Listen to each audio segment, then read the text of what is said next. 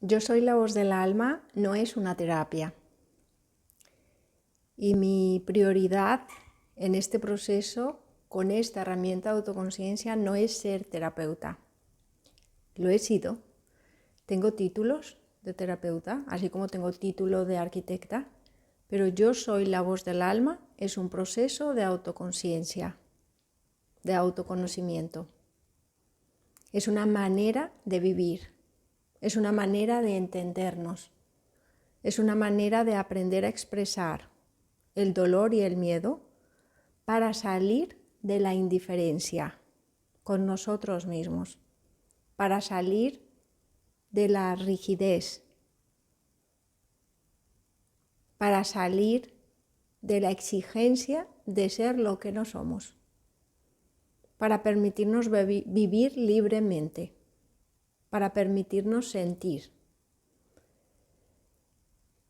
Mi propia historia me ha enseñado a valorar los extremos que los seres humanos podemos llegar a experimentar cuando estamos atrapados en la indiferencia con nuestro propio dolor, cuando estamos atrapados en la indiferencia con nuestro propio miedo.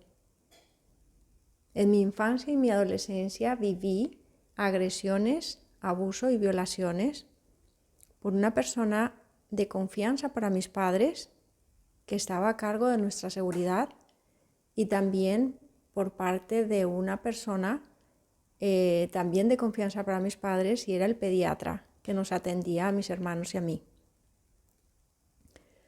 Dos personajes en mi historia donde aparentemente demostraban una actitud amorosa, responsable, de seguridad, pero que ocultaban una atracción tremenda por el placer a través del dolor. Sentían placer haciendo daño, sentían placer ocultando su dolor, sentían placer pasando por encima de las formas, de los límites. Entonces, podría decir que una de las cosas más peligrosas en mi historia ha sido una persona indiferente, una persona que miente, una persona que oculta lo que siente, una persona que no empatiza con mi dolor. Puede ser un personaje de mayor peligro para mí. Pero la verdad es que cuando un ser humano vive una situación de agresión, de indiferencia, de insensibilidad, vivimos una sensación de estar atrapados en ese contexto. Porque en mi infancia yo no me quería ir de los brazos de mi padre cuando iba al pediatra, pero es un contexto en donde tienes que olvidarte que la niña llora y entregarla al médico. El médico se va con la niña, la desviste, hace lo que quiere, el padre no se da cuenta porque está en sala de espera y está en manos de una persona profesional y en principio responsable de mi salud y de mi bienestar. Entonces yo ahí, en ese contexto, aprendo a ser indiferente. Y cuando llego a los brazos de mi padre estoy llorando, pero no sé hablar, no sé explicar.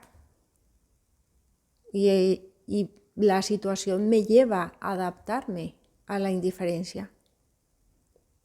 Con las violaciones y el abuso con esta otra persona que vivía en casa prácticamente, igual. Si me defiendo, me agrede más. Si digo algo, la amenaza es peor. Una persona con la que aprendo, me doy cuenta que la indiferencia no solamente es de esa persona hacia mí, sino también de mí, conmigo misma, de mi parte conmigo misma, de mi parte con el contexto. No sé, la sensación de no saber cómo no ser indiferente, la sensación de no salir, de no saber cómo salir a salvo ante tanta indiferencia.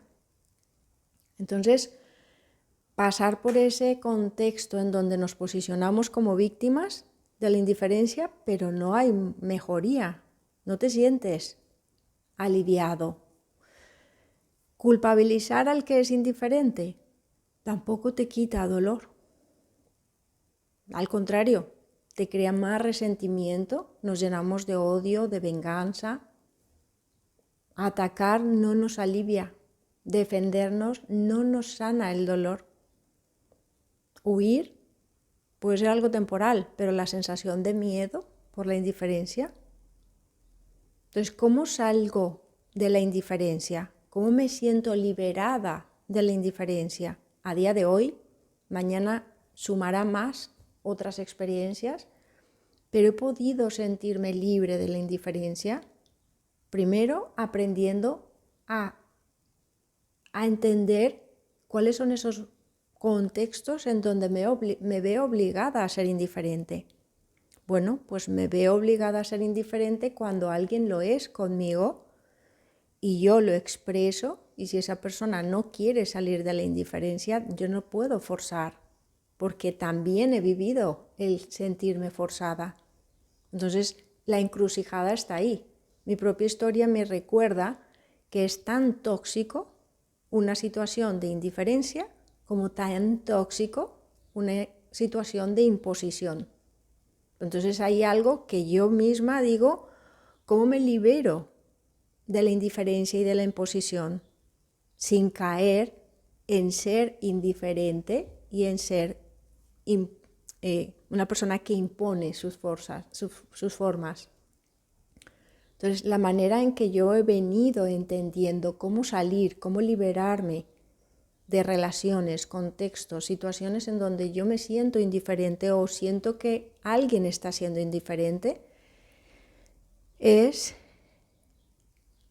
encontrando el punto centro entre la indiferencia y la negación, entre la indiferencia y la imposición. Tanto la indiferencia como la imposición niega las emociones. Entonces, cuando yo he encontrado esos dos extremos opuestos en mi historia, indiferente a mi dolor, indiferente a su placer, y por el otro lado, impone su placer, impone sus formas por encima de mi dolor, la indiferencia y la imposición tienen algo en común, que es la negación de las emociones. Entonces, en el fondo, el mayor peligro que he experimentado en esta vida, en mi vida, ha sido la negación de las emociones. Negar el dolor, negar el placer, negar lo que sentimos, ha sido un detonante. Estos dos personajes en mi historia negaban su atracción por el placer sexual con niños. Y en mi caso, no poder atender mi dolor y mi miedo, vivir en un contexto en donde los demás eran indiferentes por mi dolor y con mi miedo, porque no lo veían, me ayudó a entender mi historia, me ha ayudado a entender que ya he vivido el extremo de la indiferencia, he vivido el extremo de la imposición y ahora me encuentro en donde sé cuál es la puerta. Y la puerta es, si yo niego lo que siento, me convierto en una persona indiferente. Si yo soy indiferente al dolor de los demás, no me siento a gusto. Me recuerda esas situaciones de indiferencia, negación, imposición. Entonces la salida ante la indiferencia, la imposición y la negación es reconocer lo que siento. Así me siento libre. Y no estoy atacando, no me estoy llenando de odio, de resentimiento, no me estoy reconociendo víctima, no me estoy reconociendo salvadora, protectora, ni estoy culpabilizando. Sencillamente me libero. Y además entiendo que todo este proceso de vivir repetidas veces situaciones de indiferencia, de imposición y de negación, me han llevado a descubrir qué es lo que más amo hacer en mi vida. Y lo que más amo es entender el origen que ha distorsionado la realidad. Cuando encuentro el origen de distorsión, también encuentro el origen de equilibrio. Y esa técnica de encontrar la raíz que comparte tanto la distorsión como el equilibrio es lo que he llamado yo soy la voz del alma. Y eso solamente lo hacemos aprendiendo a leer nuestra historia, a leer el contexto de una manera en donde me posiciono en la búsqueda del aprendizaje, en donde me abro mi mente, abro mi corazón a encontrar el punto en común entre los extremos opuestos, el punto en común que me va a enseñar la salida y el origen. Es una práctica constante que me libera, que me ha liberado y que veo que muchas personas llegan a sentir la liberación cuando entienden lo que genera dolor.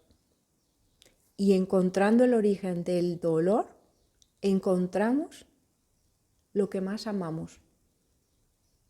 Entonces esta es una experiencia que no solamente me pasa a mí, nos pasa a todos los seres humanos y llegamos a ella a través de nuestra propia historia. Por eso no disfruto de decirle a nadie lo que tiene que hacer. No disfruto criticar. No disfruto compararme.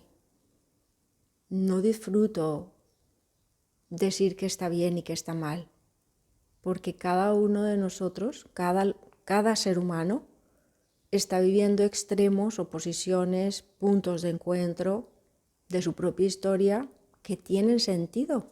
Depende del contexto, depende el camino, las formas de cada uno de nosotros. Entonces, mi mayor enfoque, mi mayor prioridad es saber cómo liberarme de lo que siento, que lo que siento no me atrape, sino que al contrario, reconocer lo que siento, se alinee y fluya con lo que hago, con lo que pienso.